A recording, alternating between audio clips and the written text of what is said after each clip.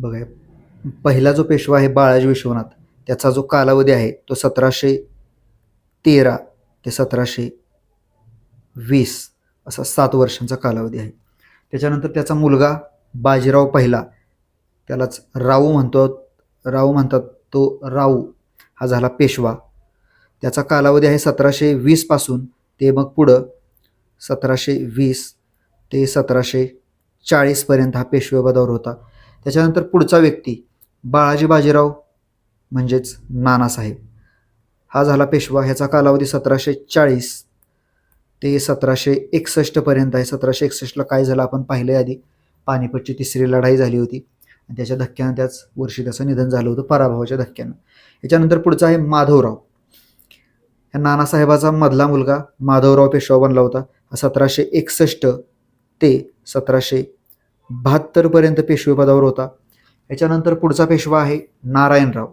नारायणरावचा कालावधी आहे 1772-1773 दरम्यान, 1772 ते 1773.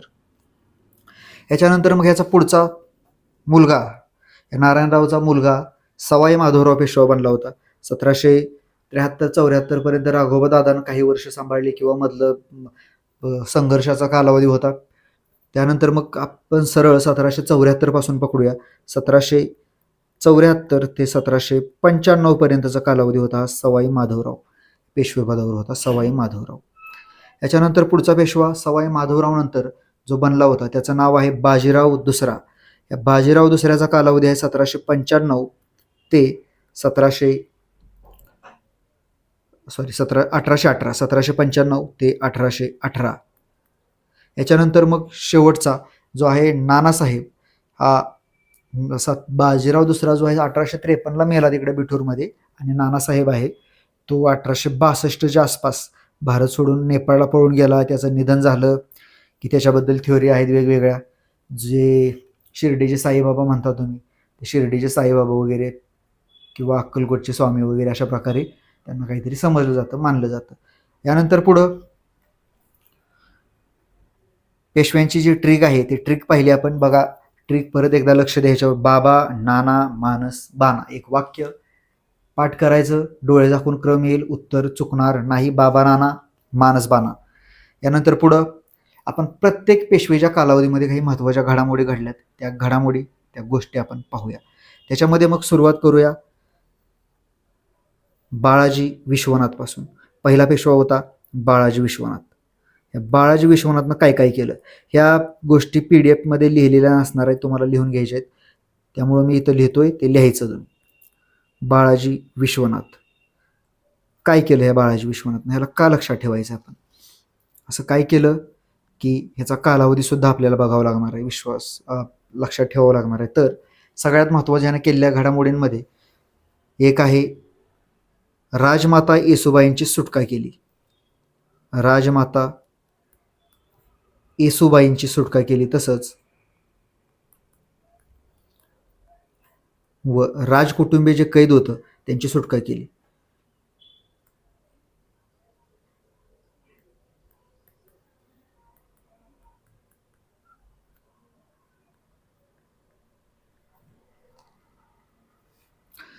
याच्यानंतर त्यानं दुसरं जे घटना केली ह्याच्या कालावधीमध्ये ते आहे दक्षिण भारतामध्ये मराठ्यांना म्हणजे छत्रपती शाहूंना मुघलांकडून काही अधिकार मिळवून दिले. ते म्हणजे चौथाई व सरदेशमुखीचे अधिकार. मुघल प्रांतामध्ये महसूल गोळा करण्याचे अधिकार होते. तो महसूल गोळा करून ठराविक रक्कम, चौथाई म्हणजे चौथा हिस्सा, म्हणजेच 25%, 25%, एका ह्याचा चौथा भाग म्हणजे 25% आपण म्हणू शकतो. चौथाई व सरदेशमुखीचे अधिकार मिळवून दिले. कोणी केलं हे, तर बाळाजी विश्वनाथ नावाच्या पहिल्या पेशव्याने. कोणाला मिळवून दिले हे अधिकार? मराठ्यांना. कोणाकडून मिळवून दिले? मुघलांकडून.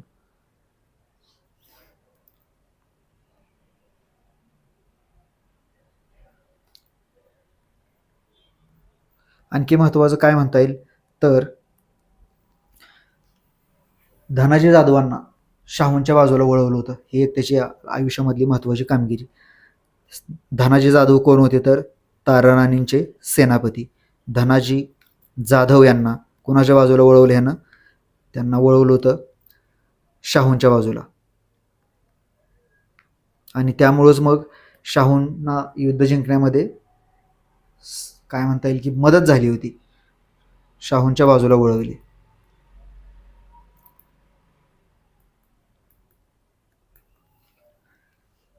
तुम्हाला विचारलं जातील अशा महत्त्वाच्या घडामोडी. शाहूंनीच्या कालावधीमध्ये राजमाता येसूबाईंची सुटका केली, एक महत्त्वाची गोष्ट आहे. कोणी केली? तर या पहिल्या पेशव्याने केली. आणि चौथाई व सरदेशमुख याच्यावर विचारलं गेलं ऑलरेडी, कुठल्या पेशव्यानं अधिकार मिळवून दिले होते? तर हे अधिकार मिळवून दिले होते बाळाजी विश्वनाथनं. याच्यानंतर मग बाळाजी विश्वनाथ नंतर पुढचा जो पेशवा आहे, तो पुढचा पेशवा बघूया आपण.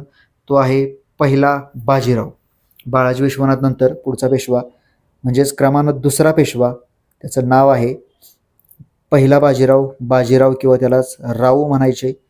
बाजीराव कितवा आहे हा? पहिला बाजीराव. ह्याचा कालावधी आहे 1720 ते 1740. ह्यानं काय केलं तर ह्याच्या कालावधीमध्ये खूप सारे रंजक किस्से आहेत जे की सांगता येतील, जे चवीनं चघळतात काही लोक. त्याच्यामध्ये मग काय काय किस्से आहेत तर ह्यानं सगळ्यात महत्त्वाचं म्हणजे हैदराबादच्या निजामाचा 2 वेळा पराभव केला होता. जो हैदराबादचा निजाम अजिंक्य होता, ज्याला कुणीही जिंकलं नव्हतं, त्या हैदराबादच्या निजामाला या पहिल्या बाजीरावानं 2 वेळा पराभूत केलं होतं.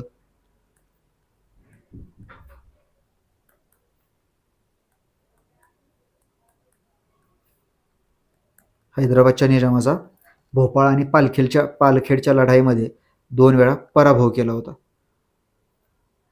अजिंक्य होता म्हणजेच त्या बाजीरावानं पराभूत करायच्या आधी निजामाचा कुणीही पराभव केलेला नव्हता. अशा त्या हैदराबादच्या निजामाचा पराभव केला होता. आणि दुसरी गोष्ट महत्त्वाची म्हणजे हा जो बाजीराव आहे तो अजिंक्य होता. ह्याचा आयुष्यात एकदाही पराभव झाला नाही. अजिंक्य होता हा. महत्त्वाची गोष्ट आणखी बघायचं झालं तर यानं 1732 मध्ये पुण्यामध्ये एक वास्तू उभारली होती. त्या वास्तूचं नाव आहे शनिवार वाडा. शनिवार वाड्याची निर्मिती किंवा बांधला त्यानं. पुण्यामधील प्रसिद्ध वास्तू शनिवार वाड्याची निर्मिती कोणी केली अशा प्रकारचा प्रश्न तुम्हाला विचारला जाईल. तर तो कोणी बांधला किंवा कोणी निर्मिती केली तर पहिल्या बाजीरावानं केली. शनिवार वाड्याची निर्मिती कधी केली तर 1732 मध्ये केली, इसवी सन 1732. ह्याच्यानंतर महत्त्वाची गोष्ट आणखी ह्याच्या कालावधीमधली, यानं काय केलं तर मराठा महासंघाची निर्मिती केली. मराठा महासंघ काय असतो? मराठा महासंघ तर तुम्ही काही घराणे ऐकली असतील. बडोद्याचे गायकवाड, ग्वाल्हेरचे शिंदे, इंदोरचे होळकर. तर अशा प्रकारे हे जे घराणे आहेत ते ह्यांच्या कालावधीमध्ये निर्माण झाली. एक्झॅक्ट काय केलं ह्यानं तर शाहूंनी चा जो प्रदेश होता ह्या पहिल्या बाजीरावानं एक धोरण आखलं. ते धोरण म्हणजे शाहूंचा मूळ प्रदेश सोडून इतर जो काही प्रदेश तुम्ही काबीज कराल त्या सरदारांना सांगितलं तो भाग तुम्हालाच दिला जाईल. तिथला पूर्ण कारभार तुम्ही बघायचा, फक्त महसूल पाठवायचं आणि मांडलिक म्हणून बनून राहायचं. म्हणजेच शाहूंचं सत्ता मान्य करायची, एकदम वर्चस्व त्यांच्याच नेतृत्वाखाली, बाकी तिथं तुम्ही पूर्ण स्वतःचा कारभार बघायचा. मग अशा प्रकारे हा मराठा महासंघ त्यानं उभारला होता. हा मराठा महासंघ एक्झॅक्ट कसा होता, कोण होते ते, जे घराणं आहे तुम्हाला परीक्षेला सतत विचारले जातात त्या घराण्यांची नावं. मग ते कुठले आहेत घराणे तर बघा, बडोद्याला कोण होते? बडोदा गायकवाड होते. विसरायचं नाहीये हे, बडोद्याला गायकवाड होते. त्यानंतर इंदोरला होते, इंदोरला होळकर. होळकरांबद्दल सुद्धा आपल्याला व्यवस्थित बघायचं डिटेलमध्ये. इंदोर होळकर. त्यानंतर ग्वाल्हेर, ग्वाल्हेरचे कोण आहेत? कोण आहेत ग्वाल्हेरचे? शिंदे. ग्वाल्हेरचे आहेत शिंदे. तर अशा प्रकारे ग्वाल्हेरचे शिंदे आहेत. त्यानंतर नागपूरचे भोसले. खरं तसं बघायला गेलं तर नागपूरचं घराणं थोडं आधीच निर्माण झालं होतं, पण ते सुद्धा यांचं वर्चस्व शाहूंचं मान्य करत होतं, मांडलिक बनणंच होतं ते पण. नागपूरचे भोसले, रघोजी भोसले तिथले फेमस राजे आहेत. आणि नागपूरचे जे रघोजी भोसले आहेत ते सतत उत्तरेत खास करून पूर्व भारत म्हणू शकतो आपण त्याला, कलकत्त्यावर आक्रमण करायचे आणि कलकत्त्याच्या इंग्रजांनी ह्यांच्या आक्रमणाला घाबरूनच त्यांच्या किल्ल्यांच्या भोवती खंदक खोदले होते. त्याला इंग्लिशमध्ये डिच म्हणतात. डिच करणं म्हणतो ना आपण, खड्ड्यात टाकणं, सोडून देणं, डिच. तर त्या परीक्षेत तुम्हाला प्रश्न विचारलाय की मराठ्यांच्या आक्रमणाला घाबरून पुढीलपैकी कोणी प्रसिद्ध मराठा डिशची निर्मिती केली होती, किंवा इंग्रजांनी पुढीलपैकी कुठल्या शहरामध्ये मराठ्यांच्या आक्रमणाला घाबरून प्रसिद्ध मराठा डिशची निर्मिती केली होती. तर मराठा डिश काय होतं, हे खंदक खोदले होते किल्ल्यांच्या भोवती, चाऱ्या खोदल्या जायच्या अशा काही किलोमीटर अंतरावरती. शत्रू आला तर त्याला किल्ल्यामध्ये प्रवेश त्या किल्ल्या म्हणण्यापेक्षा ज्या वखारी आहेत त्या वखारीमध्ये प्रवेश करण्याच्या आधी खूप मोठ्या अशा चाऱ्या असायच्या, त्याच्यामध्ये शत्रू पडेल, मग त्याच्यामध्ये पाणी असेल किंवा विस्तव टाकला असेल, ज्या काही गोष्टी असतील त्या अशा प्रकारच्या. तर तुम्हाला प्रश्न आलाय म्हणून एक आत्ता ह्या नागपूरच्या भोसलेंवरून आठवलंय, सांगून दिलं. मराठा डिच लिहून घ्यायचंय तुम्ही. निर्मिती केली होती इंग्रजांनी या नागपूरच्या रघुजी भोसलेंच्या आक्रमणाला घाबरून.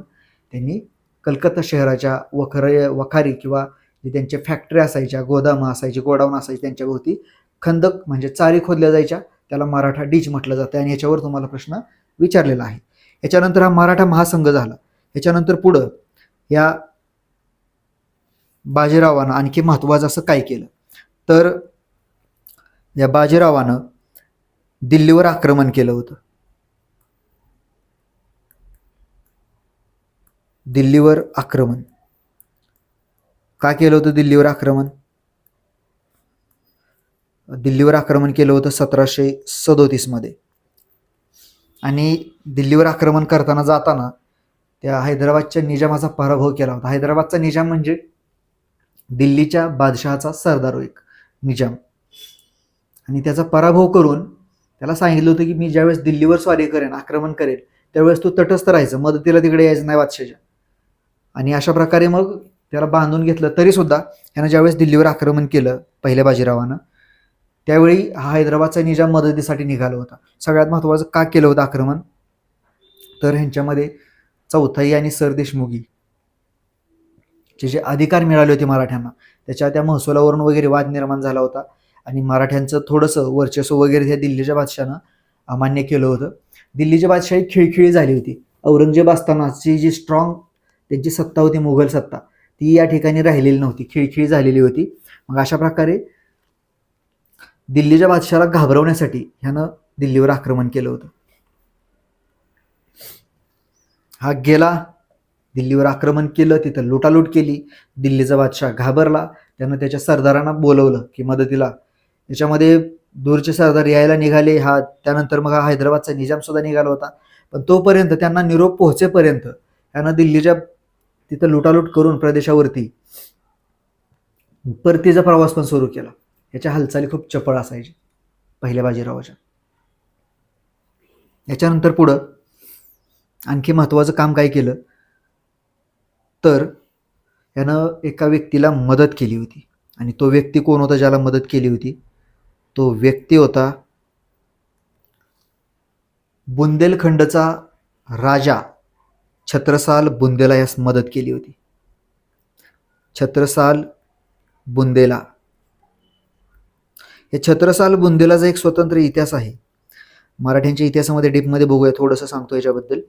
छत्रसाल बुंदेला, त्याचे आजोबा वगैरे चंपतराय बुंदेला वगैरे तिथं होते.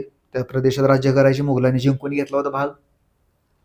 हा छत्रसाल बुंदेला मग मुघलांच्या सैन्यामध्ये नंतरच्या कालावधीमध्ये भरती झाला. आणि पुढील कालावधीमध्ये त्यानं ज्यावेळेस मिर्झाराजा जयसिंग मराठ्यांवरती चालून आला होता शिवाजी महाराजांवरती, त्याच कालावधीमध्ये हा मिर्झाराजाबरोबर हा छत्रसाल बुंदेला सुद्धा होता. आणि ह्याला त्यानं मराठ्यांबद्दल किंवा छत्रपती शिवाजी महाराजांचं गुणगान ऐकलं, त्यांची महती ऐकली होती. एक दिवस रात्रीच्या वेळेस त्यांचं मुघलांची छावणी सोडली आणि गुप्तपणे रायगडावर येऊन पोहोचला.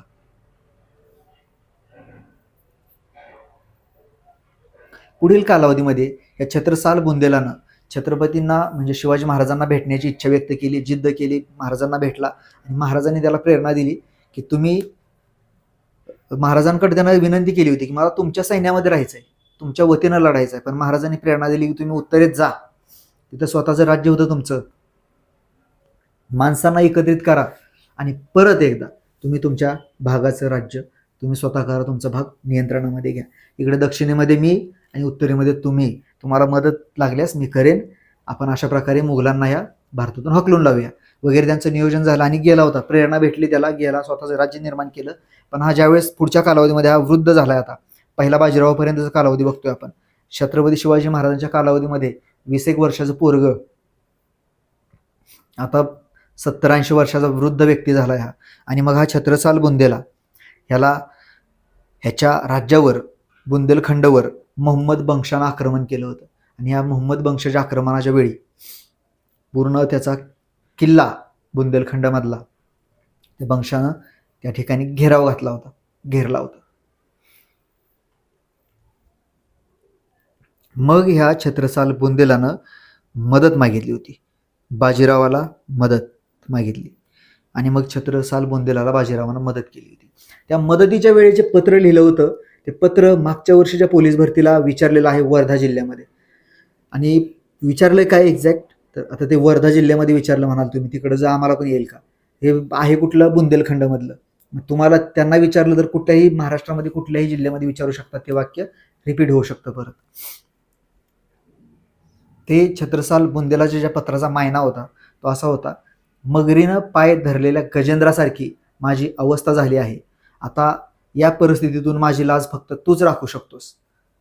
अशा प्रकारचा त्याचा मायना, त्या पत्राची, त्या मदतीची जे वळी होते त्या अशा होत्या की मगरीनं पाय धरलेल्या गजेंद्रासारखी. म्हणजे हत्ती वगैरे पाण्यात गेल्यानंतर मगर त्याचा पाय वगैरे पकडते. कधी तुम्ही डिस्कवरी चॅनलवर बघितलं असेल, किंवा हत्ती सोडून बाकीचे लहान प्राणी असतात, त्या लहान प्राण्यांना मगर आपला शिकार बनवते, तसं हत्तीचा पण पाय पकडते. मग हत्ती काय असा एका जागी जखडला जाणार ना, त्याची जी वाईट अवस्था आहे हत्तीची, तशा प्रकारची त्याची अवस्था या छत्रसाल बुंदेलाची झाली, असं तो म्हणतो की मगरीनं पाय धरलेल्या गजेंद्रासारखी, गजेंद्र म्हणजे हत्ती सारखी माझी अवस्था झाली आहे आणि या परिस्थितीतून मला फक्त तूच वाचवू शकतोस, तूच वाचवणार आहेस. मग या छत्रसाल बुंदेलाला बाजीरावानं सैन्य पाठवलं, मदत केली होती.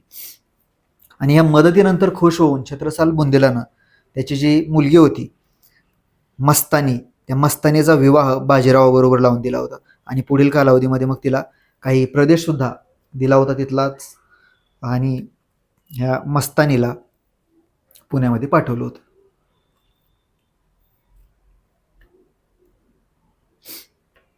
अशा प्रकारे हे बाजीरावाबद्दल थोडंसं एक वाक्य विचारू शकतात कदाचित की हे धोरण कोणाचं होतं की वटलेल्या वृक्षाच्या फांद्यांवर घाव घालत बसण्यापेक्षा त्याच्या मुळावर घाव घालायला पाहिजे. हे धोरण होतं पहिल्या बाजीरावाचं. काय होतं धोरण एक्झॅक्ट, तर बघा, त्यानं ज्यावेळेस दिल्लीवर आक्रमण केलं होतं त्यावेळेस शाहूंना परवानगी मागितली होती की ती बादशाही संपवायची, किंवा आधीच तो परवानगी मागत होता सातत्यानं की आपण दिल्ली जी आहे, जी तिथला सत्ताधीश आहे दिल्लीचा, तो एकदम वीक झालाय, अशक्त झालाय. आणि मग आपण त्याच्या सरदारांना पराभूत करत बसण्यापेक्षा आपण दिल्लीवर आक्रमण करूया आणि दिल्ली जिंकून घेऊया. पण शाहूंनी मात्र ह्याला विरोध केला होता. तोचं काय म्हणणं होतं बाजीरावाचं, वटलेलं वृक्ष आहे म्हणजेच वीक झालेली, खिळखिळी झालेली बादशाही आहे, त्याच्या फांद्या तोडत बसण्यापेक्षा, म्हणजे सरदारांना एका एकाला पराभूत करणं, एक एक सरदार म्हणजे खास करून निजाम वगैरे दक्षिण भारतामध्ये वगैरे, त्यांना पराभूत करत बसण्यापेक्षा आपण दिल्लीवर आक्रमण करूया, म्हणजे त्या वृक्षावरच मूळ घाव घालूया, त्याच्या मुळावरच घाव घालूया आणि त्याला पाडून टाकूया, ते जिंकून घेऊया. पण शाहूंचा मात्र याला विरोध होता. शाहूंनी दक्षिण भारत वगैरे आसपासच्या प्रदेशामध्ये विस्तार करायला, राज्य विस्तार करायला परवानगी दिली होती. पुढचं बघा, ह्या छत्रसाल बुंदेलाला मदत केल्यानंतर छत्रसालानं काय केलं होतं, मस्तानीचा विवाह, मस्तानीबरोबर बाजीरावाचा विवाह लावून दिला होता. अशा प्रकारे हा पहिला बाजीराव आहे. पहिल्या बाजीरावानंतर हे त्याच्यामधले काही महत्त्वाचे मुद्दे तुम्ही तुमच्या ह्याच्यामध्ये लिहून घेऊ शकता नोट्समध्ये वगैरे. हे आपल्या PDF मध्ये तुम्हाला भेटणार नाहीत, हे मुद्दे तुम्हाला लिहूनच घ्यायचे. यामध्ये बघा, परत हैदराबादच्या निजामाचा पराभव 2 वेळा केला. ते 2 ठिकाणं कदाचित विचारू शकतात, पालखेड आणि भोपाळ. हे 2 ठिकाणं, पालखेड आणि भोपाळच्या लढाईमध्ये केला होता पराभव. याच्यानंतर पुढं तो अजिंक्य होता, त्याला कोणीही जिंकलं नाही, कुठल्याही लढाईमध्ये पहिल्या बाजीरावाचा पराभव झालेला नव्हता. याच्यानंतर पुढं तिसरा मुद्दा, शनिवार वाडा बांधला यानं 1732 मध्ये. ऐतिहासिक वास्तू आहे पुण्यामधली शनिवार वाडा, हा बांधला ह्यानं. याच्यानंतर पुढं मराठा महासंघाची निर्मिती केली. काय होता मराठा महासंघ? तर हा बघा, हा मराठा महासंघ.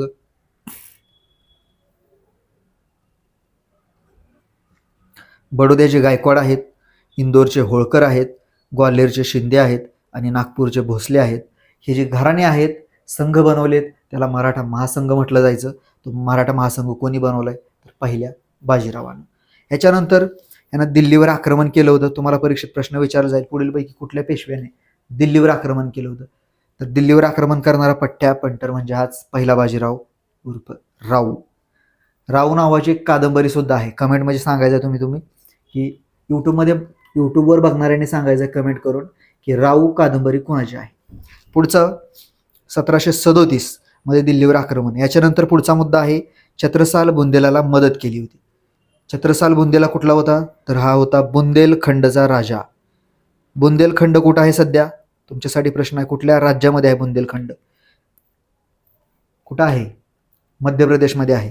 तर तिथं त्याला मदत केली होती बाजीरावानं आणि मग बुंदेलखंडचा राजा छत्रसाल बुंदेलानं खुश होऊन या बाजीरावाबरोबर नातेसंबंध प्रस्थापित करण्यासाठी स्वतःची जी मुलगी आहे मस्तानी, या मस्तानीचा विवाह लावून दिला होता. याच्यानंतर पुढचा मुद्दा, या बाजीरावानंतर पुढचा जो पेशवा बनलेला व्यक्ती आहे तो या बाजीरावाचा मुलगा, त्याचं नाव आहे बाळाजी बाजीराव उर्फ नानासाहेब.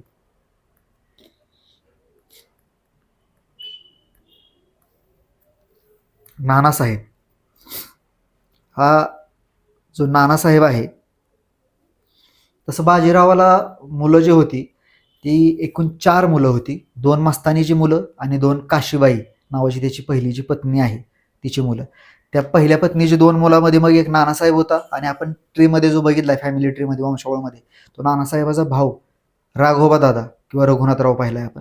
तर अशा प्रकारे मग, आणि जी मस्तानीचा मुलगा होता शमशेर बहादूर त्याचं नाव होतं, कधी विचारू शकतात परीक्षेला, मस्तानीचा मुलगा शमशेर बहादूर, जो नंतर पानिपतच्या लढाईमध्ये मराठ्यांच्या वतीनं लढलाय.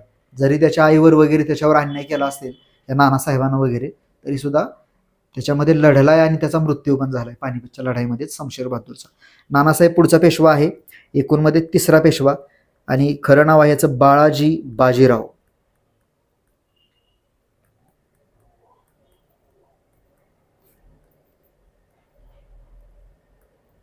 याचा कालावधी जो आहे तो 1740ला त्याचा पित्याचं निधन 1740ला झाले ते पानिपतच्या लढाईच्या धक्क्यापर्यंत, म्हणजे पानिपत 1761ला झालं होतं. 1761 पर्यंत त्याचा कालावधी आहे. मग ह्यानं काय केलं, ह्याच्या कालावधीमध्ये काय काय घडलं बघायचं आहे आपल्याला. तर ह्याच्या कालावधीमधल्या ज्या प्रमुख घडामोडी आहेत त्या बघूया आपण. सगळ्यात महत्त्वाचे म्हणजे ह्यानं मराठ्यांचं आरमारच नष्ट करून टाकलं.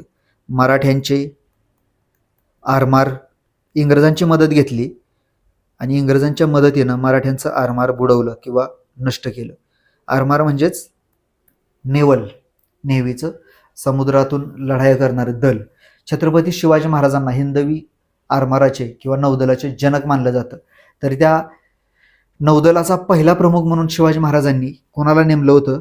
तर तुम्हाला परीक्षेत ह्याच्यावर सुद्धा प्रश्न विचारलाय. थोडंसं वेगळं मुद्दे हे लिहायचे तुम्हाला नोट्समध्ये, जर माहीत नसतील तर. थोडंसं आपण हिस्ट्री बघूया ह्या आरमाराची. आरमार प्रमुख, पहिला प्रमुख कोणाला बनवलं होतं महाराजांनी? तर तो पहिला व्यक्ती होता कान्होजी आंग्रे. कान्होजी आंग्रे. आणि ज्यावेळेस ह्यानं आरमार नष्ट केलं त्यावेळेसचा व्यक्ती होता तुळाजी आंग्रे. तुळाजी आंग्रेचं आरमार का बुडवलं? तर तुळाजी आंग्रे गेला ताराबाईंच्या बाजूला होता, तो इकडे यांच्या बाजूला म्हणजे शाहूंच्या बाजूला येत नव्हता. आणि ह्याच गोष्टीचा राग मनात धरून ह्या नानासाहेबानं आरमार नष्ट केलं होतं. खरं तर ही एक अवसानघातकी, आत्मघातकी कृती होती, स्वतःच्याच पायावर दगड मारण्यासारखं. तुळाजी आंग्रे यावेळेस काय होते? प्रमुख होते. स्वतःच्या पायावर दगड मारण्यासारखी जी स्थिती होती आरमार नष्ट करणं म्हणजे, तुळाजी आंग्रे त्यावेळेसचे प्रमुख होते. आणि पहिले प्रमुख कोण होते? तर पहिले प्रमुख होते कान्होजी आंग्रे, जे की पहिले प्रमुख हे होते कान्होजी आंग्रे शिवाजी महाराजांच्या काळात, आणि तुळाजी आंग्रे आहेत छत्रपती शाहूंच्या कालावधीमध्ये. यांना आणखीन काय केलं नानासाहेबानं? याच्या कालावधीमध्ये विशेष असं काही नाही. आणखी एक घडलं ते म्हणजे पानिपतची लढाई. पानिपत तिसरे युद्ध किंवा तिसरी लढाई, तिसरे युद्ध कधी घडलं होतं हे परीक्षेला प्रश्न येतो ह्याच्यावर नेहमी. तर त्याची तारीख आहे 14 जानेवारी 1761. 14 जानेवारी 1761 पानिपतची तिसरी लढाई. मग पानिपतची पहिली लढाई कधी झाली प्रश्न विचारला जाईल तुम्हाला. पानिपतची पहिली लढाई झाली होती 1526 मध्ये. कोणामध्ये झाली होती तर ती झाली होती मुघल बादशाह, पहिला जो मुघल बादशाह होता बाबर विरुद्ध इब्राहिम लोदी यांच्यामध्ये पानिपतची पहिली लढाई झाली होती. त्यानंतर पानिपतची दुसरी लढाई कोणामध्ये झाली होती तर अकबर आणि हेमचंद्र किंवा हेमू यांच्यामध्ये 1556 मध्ये झाली होती पानिपतची दुसरी लढाई. आणि ही पानिपतची तिसरी लढाई आहे जी की मराठे विरुद्ध अहमद शाह अब्दाली. कोणामध्ये झाली होती ही लढाई पानिपतची तिसरे युद्ध तर याच्या एका बाजूला होते मराठे म्हणजेच पेशवे, तर दुसऱ्या साईडला दुसरा व्यक्ती होता अहमद शाह अब्दाली. हा अहमद शाह अब्दाली कोण होता, कुठून आला होता, त्याचं कशासाठी युद्ध केलं त्यानं मराठ्यांबरोबर तर हा अहमद शाह अब्दाली होता अफगाणिस्तानचा बादशाह. हा अहमद शाह अब्दाली सतत आक्रमण करायचा. 1756 पासून त्यानं आक्रमणाला सुरुवात केली होती. तो सातत्याने ह्या भागावरती आक्रमण करायचा दिल्लीवर वगैरे, आणि तिथं लुटालूट करायचा, तिथल्या बादशहाला उपद्रव द्यायचा. आणि मग तुम्हाला मगाशी बोललो मी पहिल्या बाजीरावाच्या कालावधीमध्ये की दिल्लीची बादशाही खिळखिळी झाली होती. स्वतःचं संरक्षण करण्या इतपत सुद्धा त्यांच्यामध्ये सामर्थ्य नव्हतं. मग ह्या खिळखिळी झालेल्या दिल्लीच्या बादशहानं मराठ्यांबरोबर एक करार केला होता, आणि त्या करारानुसार दिल्ली खास करून पंजाबचा भाग, पंजाब आणि वायव्य जो प्रदेश आहे त्या भागाचं संरक्षणाची जबाबदारी मराठ्यांना दिली होती, आणि बदल्यामध्ये मराठ्यांना तिथं महसूल गोळा करण्याचा अधिकार आणि काही पैसे मिळणार होते. अशा प्रकारचा करार झाला होता. आणि त्यामुळं मग मराठ्यांना ह्या ज्यावेळेस 5वी स्वारी केली होती अहमद शाह अब्दालीनं त्यावेळेस त्याचा प्रतिकार करण्यासाठी तिथं जाणं भाग होतं. हे पोहोचायच्या आधी 1760 मध्ये तो पोहोचला होता अहमद शाह अब्दाली. तर तो पोहोचलेला असताना बुराडी घाटावर एक लढाई झाली होती अहमद शाह अब्दालीची. बुराडी घाटावर 1760 मध्ये एक लढाई झाली होती दत्ताजी शिंदेबरोबर. त्या दत्ताजी शिंदेंना त्यानं मारलं होतं या ठिकाणी बुराडी घाटावर, दत्ताजी शिंदे. आणि तुम्हाला परीक्षेत एक प्रश्न विचारलाय, वाक्य दिले दत्ताजी शिंदेबद्दल की ह्यांचं एक प्रसिद्ध वाक्य आहे. त्यांना पकडलं होतं दत्ताजी शिंदेंना 1760 मध्ये, आणि पकडल्यानंतर त्यांना विचारलं अहमद शाह अब्दालीनं क्यों दत्ताजी और लढेंगे क्या. त्यावेळेस ह्या दत्ताजी शिंदेनी बाणेदार उत्तर दिलं होतं. ते उत्तर होतं बचेंगे तो और भी लढेंगे. जर वाचलंच आल्या तर तुला सोडणार नाही, मारणार तुला, लढणार तुझ्याबरोबर. आणि मग कशाला त्याला राग आला अहमद शाह अब्दालीनं त्यावेळेस त्यानं दत्ताजी शिंदेंना ठार केलं होतं. यांचं वाक्य काय आहे तर बचेंगे, परीक्षेत विचारले तुम्हाला, बचेंगे तो और भी लढेंगे.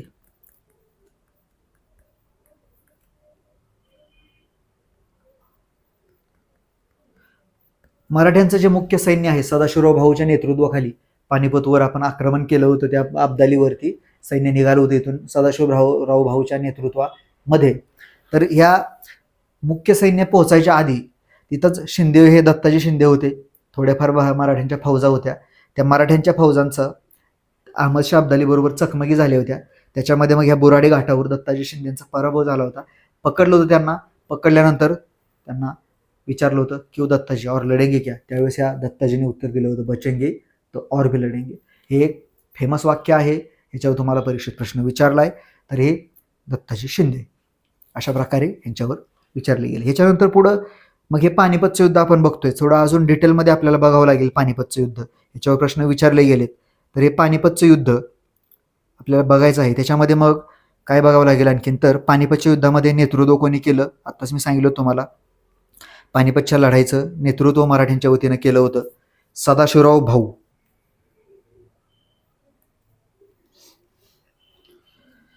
बघा या ठिकाणी मग पानिपतच्या लढाईचं नेतृत्व कोणी केलं म्हणून प्रश्न विचारला जाईल तुम्हाला. तर पानिपतच्या युद्धाचं नेतृत्व आहे ते नेतृत्व केलंय सदाशिवराव भाऊ यानं. सदाशिवराव भाऊ म्हणजे चिमाजी आप्पा, पहिल्या बाजीरावाचा जो भाऊ होता सक्का लहान चिमाजी, त्याचा मुलगा हा सदाशिवराव भाऊ, आणि त्याच्याबरोबर होता पेशव्याचा मुलगा, मोठा मुलगा, थोरला मुलगा विश्वासराव भाऊ.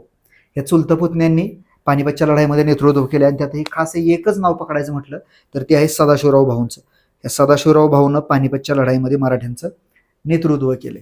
याच्यानंतर पुढं ह्याच सुमारापूर्वी म्हणजेच 1761च्या आधी आणखी एक घटना घडली होती, ज्याच्यावर परीक्षेमध्ये प्रश्न विचारला जातो की आटकेपार झेंडे कोणी फडकवले होते. तर आटकेपार झेंडे फडकवले होते त्या व्यक्तीचं नाव होतं बघा राघोबा दादा होता. 1758 त्यानं नेतृत्व केलं होतं. आपण जरी त्याला मराठ्यांच्या इतिहासामध्ये कायर, पळपुटा, इंग्रजांच्या आश्रयाला पळून गेला वगैरे, कपटी होता, स्वतःच्याच पुतण्याला मारलं म्हणत असलो तरी सुद्धा तो त्याच्यामध्ये एक गुण होता, तो शूर होता. आटकेपार झेंडे फडकवले, तिकडे पराभव केला होता. अटक नावाचं ठिकाण आहे सध्या पाकिस्तानमध्ये. तर आटकेपार झेंडे, खरं तर ह्याच्यामध्ये हा मुद्दा नाही येणार, वेगळा येईल.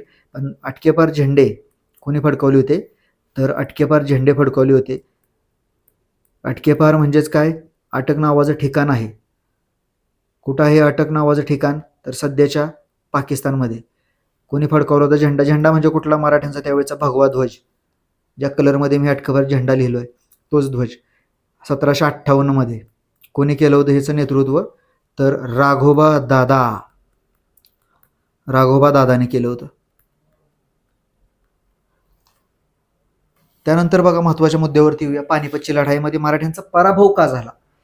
थोडंसं लढाई बघतोय, युद्ध बघतोय आपण, तर हे पण थोडंसं बघूया. ह्या पानिपतच्या युद्धामध्ये मराठ्यांचा पराभव, आपण नानासाहेब पेशवा बघतोय, त्या नानासाहेब पेशव्यामध्ये आपल्याला काही गोष्टी बघायच्यात. पानिपतची लढाई बघतोय आपण सध्या. नानासाहेबांनी काय काय केलं थोडंसं एकदा रिवाईज करूया. मला हे जे लिहिलेलं आहे ते काढून टाकायचं आहे. मला नवीन मुद्दे त्याच्यामध्ये पानिपतची लढाई थोडी डिटेलमध्ये आपल्याला त्याच्यामध्ये माहिती बघायची आहे, म्हणून हे मुद्दे आम्हाला इथून इरेज करायचे, खोडायचे. तर बघा, मराठ्यांचं आरमाराचं त्यानं वाटोळं करून टाकलं, नष्ट केलं. त्यावेळेस प्रमुख कोण होता आरमाराचा? तुळाजी आंग्रे. का नष्ट केलं? तर तुळाजी आंग्रे ताराराणींच्या बाजूला होते, शाहूंच्या बाजूला नव्हते, आणि म्हणून त्यानं इंग्रजांची मदत घेतली ह्या नानासाहेबांना आणि आरमार बुडवून टाकलं होतं. दुसरी गोष्ट, ह्याच्यामध्ये पानिपतचं तिसरं लढाई झाली होती. या पानिपतच्या लढाईमध्ये आक्रमण कोणी केलं होतं? अहमद शाह अब्दालीनं केलं होतं. तर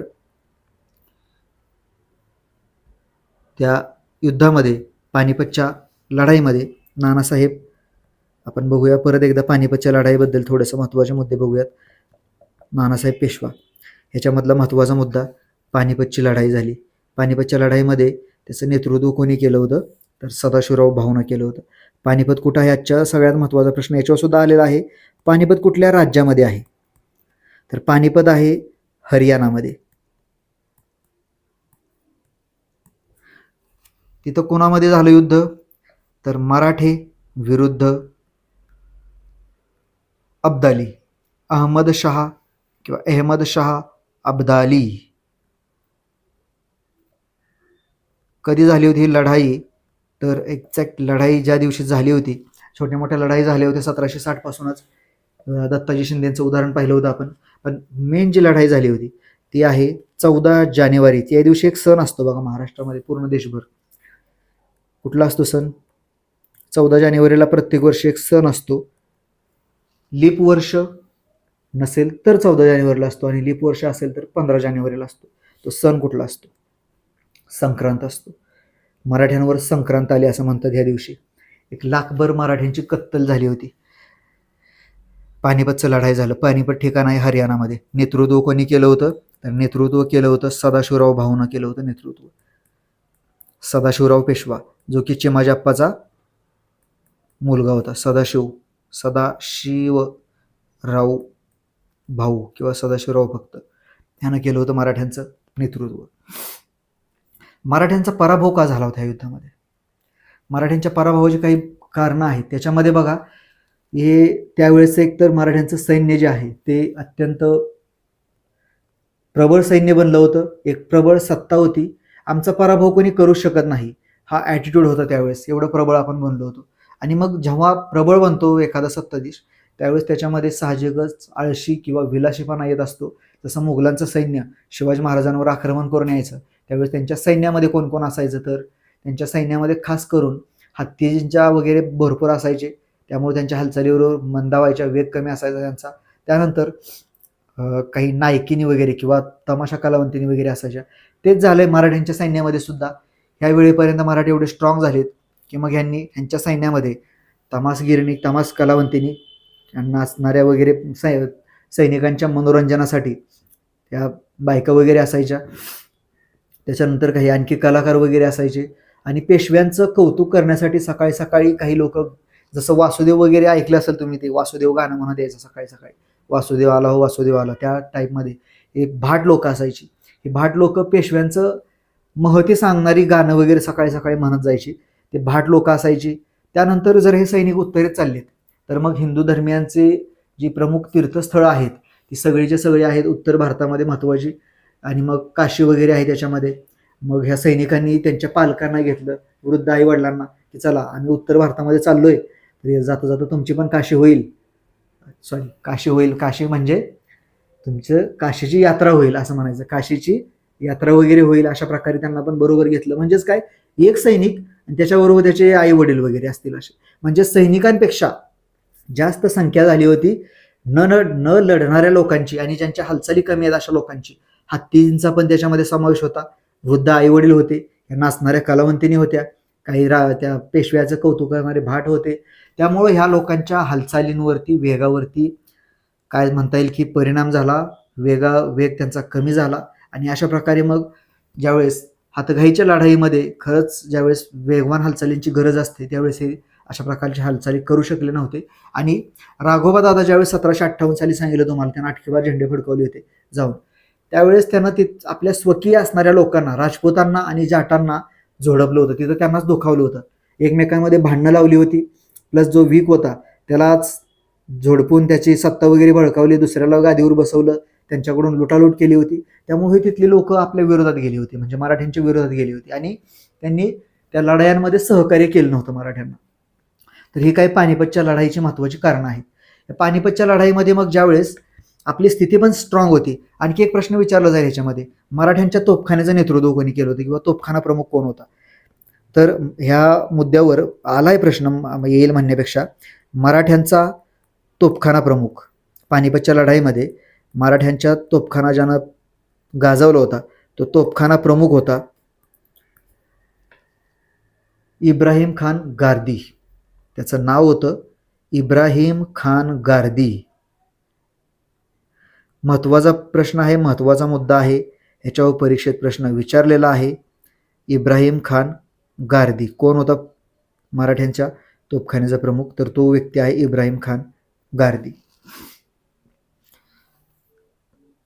मराठ्यांचा यानंतर मग पुढे या युद्धामध्ये, पानिपतच्या लढाईमध्ये पराभव झाला आणि पुढं मग ह्याच ठिकाणी भरपूर कत्तल झाली. मराठ्यांची एक करती पिढी नष्ट झाली होती. असं म्हणतात की मराठ्यांच्या त्यावेळेस प्रत्येक घरामधला एखादा व्यक्ती त्यावेळेस या युद्धामध्ये गेलेला होता, आणि वाचलेले रिटर्न आलेले लोक खूप कमी, अत्यंत कमी होते, जे की पानिपतचा हाल सांगण्यासाठी परत आले. खूप कमी लोक वाचले होते. जे वाचले ते सध्या मग पानिपतच्या आसपासच्या भागामध्ये, हरियाणामध्ये जाट मराठा वगैरे तुम्ही ऐकले असेल ते आहेत, तिथंच स्थायिक झाले. नंतरच्या काळामध्ये जंगलामध्ये गेले, लपून राहिले, आणि पुढे जाऊन मग बाहेर आल्यानंतर, परिस्थिती निवळल्यानंतर तिथंच राहिले, स्थायिक झाले. काही जखमी झाले होते, येऊ शकत नव्हते.